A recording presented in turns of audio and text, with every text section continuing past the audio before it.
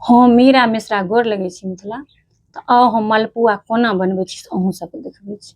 तऽ सबसँ पहिले हम 4 कटोरी मैदा लेलहुँ, ओहिमे 1 कटोरी सूजी देलिए। सूजी के जगह अहाँ सब चाउर के आटा सेहो दऽ सकै छी। तकर बाद ओहिमे 1 कटोरी चीनी देलिए और जतेक ड्राई फ्रूट काटि कऽ रखने छलहुँ हँ सबटा ओहिमे दऽ देलिए। दालचीनीके हम चीनीमे पीस कऽ दै छियै, नीक फ्लेवर आबै छै। तकर बाद एकटा छोट गिलाससँ 1 गिलास हम दूध दऽ देलिए और ऊपरसँ जतेक पानि लगतै एहिमे हम धीरे धीरे पानि दऽ कऽ एकरा हम बढ़िआँसँ घोल बनेबै।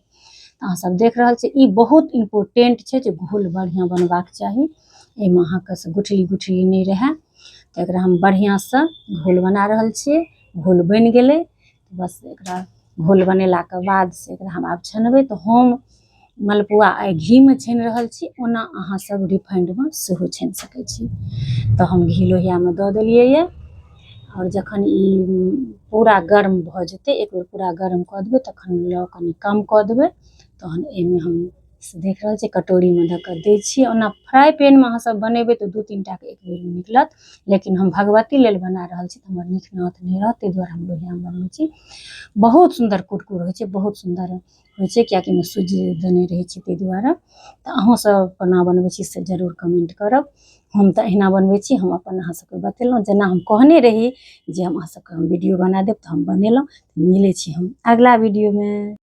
हम मीरा मिश्रा गोर लगै छी मिथिला। हम बनेलहुँ दही बड़ा, तऽ आउ अहूँ सबके देखबै छी, सङ्गे सङ्गे रेसिपी सेहो बतबै छी।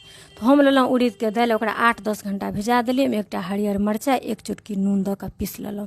पिसलाके बाद ओकरामे हाथसँ 2-4 बेर मिला देलिए। तकर बाद लोहिया चढ़ाकऽ रिफाइंडमे धीमी आँचपर हम पकौड़ी जेना एकरा तरि लेलहुँ।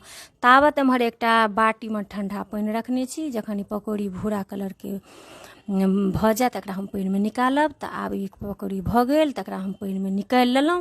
एहि पानिमे 5 से 7 मिनट तक रहऽ देबै, ताबत अहाँके अगिला घानी भऽ जायत। फेर एकरा पानिमे सँ हम हाथसँ निचोड़ि कऽ से एकरा एगो थारीमे कऽ सबटाके बाहर कऽ लेब। ओकर बाद दही एम्हर पौरने छियै, ओहिमे 1 चुटकी नून और स्वाद अनुसार चीनी सेहो देने छियै। तकर बाद सबटा पकौड़ीके एहि दहीमे हम खसा देलिए। एकरा मिलाकऽ 8 से 10 मिनट तक रहऽ देबै। भऽ गेलै दही बड़ा तैयार। अहाँ सब कोना बनबै छी से जरूर बतायब। जेहन ताजा दही रहत ओहन सुन्दर बनत। तऽ दही बड़ा आब भऽ गेल, अहाँ सब देख सकै छी। एकरा हम प्लेटमे सर्व कऽ रहल छी। और एम्हर हम से एकरा सजबैके लेल जे हम धनिया पत्ताके चटनी बनेने छी और जीराके डस्ट सेहो बनेने छी। तऽ एकरा हम प्लेटमे कऽ दऽ देलिए यऽ और ऊपरसँ हम एकरा एक रत्ती जीराके डस्ट छीटि देलिए, जे कनि सुन्दर लगतै खाइयोमे और कनि देखैयोमे सुन्दर लगतै। ऊपरसँ धनिया पत्ताके जे चटनी बनै छै सेहो कनि कनि दऽ देलिए। तऽ अहाँ सब जरूर ट्राई करब। अहाँ सब केना बनबै छी सेहो बतायब। तऽ मिलै छी नेक्स्ट वीडियोमे। जय सिया राम, जय